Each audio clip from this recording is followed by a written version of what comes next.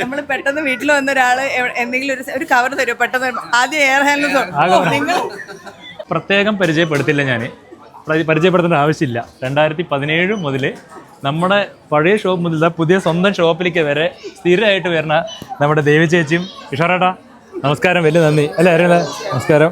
അപ്പോൾ പിന്നെ ഇതാ നിറക്കേണ്ട കാര്യത്തിൽ പറയേണ്ട ആവശ്യമില്ല, എന്നും നിറക്കൽ തന്നെയാണ് ചേച്ചി.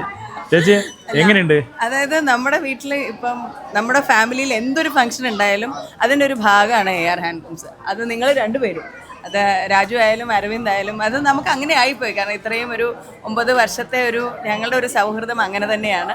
അങ്ങനെ തന്നെ മുന്നോട്ട് പോട്ടെ. ടച്ച് വുഡ് നന്നായിരിക്കട്ടെ. വീട്ടിൽ എവിടെ നോക്കിയാലും എയർ ഹാൻഡ്ലൂംസ്. അത് ശരി, വീട്ടിൽ എവിടെ നോക്കിയാലും എയറാണ്. അതെന്താ അറിയോ, നമ്മൾ പെട്ടെന്ന് വീട്ടിൽ വന്ന ഒരാള് എന്തെങ്കിലും ഒരു കവർ തരുമോ പെട്ടെന്ന് ആദ്യം എയർ ഹാൻഡിൽ നിങ്ങൾ അതേ ഉള്ളൂ, അത് കലക്കി.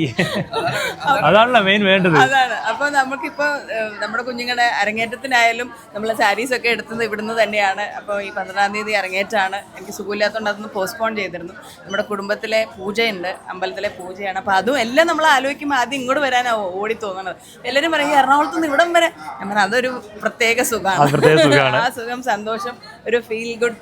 ഇവിടുത്തെ സ്റ്റാഫുകളുടെ പ്രത്യേകം എടുത്ത് പറയണം, വരുന്ന സമയം തൊട്ട് നമ്മൾ തിരിച്ച് കാറിൽ കയറി പോകുന്നത് വരെ നമ്മുടെ കൂടെ നിൽക്കുകയാണ്. അപ്പോൾ എല്ലാവർക്കും ആ ഒരു സ്നേഹം ഇവിടെ വരുമ്പം, നമ്മൾ പണ്ട് വന്നിട്ടുള്ള ആൾക്കാർ ഇപ്പോൾ വന്ന് ആദ്യം ചോദിച്ചത് എങ്ങനെയാണ് ചേച്ചി ആരോഗ്യ സുഖമായോ എന്നാണ്. അപ്പോൾ അത് കേൾക്കുമ്പോൾ നമ്മളുടെ കുടുംബത്തിൽ നമുക്ക് വേണ്ടി പ്രാർത്ഥിച്ചു എന്നൊക്കെ പറയുമ്പോൾ ഒരുപാട് സന്തോഷമുണ്ട്.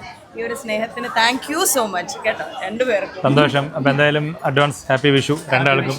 എല്ലാ ഐശ്വര്യങ്ങളും ഉണ്ടാവട്ടെ, ഉഷാറാവട്ടെ, അടുത്ത വർഷം പൊടിക്കട്ടെ. തീർച്ചയായിട്ടും. രാവിലെ വിളിച്ചുള്ളൂ കേട്ടോ, രാവിലെ വിളിച്ചു മോനെ ഞാൻ വരണ്ടോ ചോദിച്ചു. ഉച്ചയാകുമ്പോഴേക്കും അവർ എത്തിക്കഴിഞ്ഞു. അതാണ് അതിനകത്ത് പ്രത്യേകം പറയേണ്ട ആവശ്യമില്ല, അത് നമ്മൾ അങ്ങനെയാണ്. എന്താ ചേച്ചി? താങ്ക് യു ചേച്ചി, താങ്ക് യു.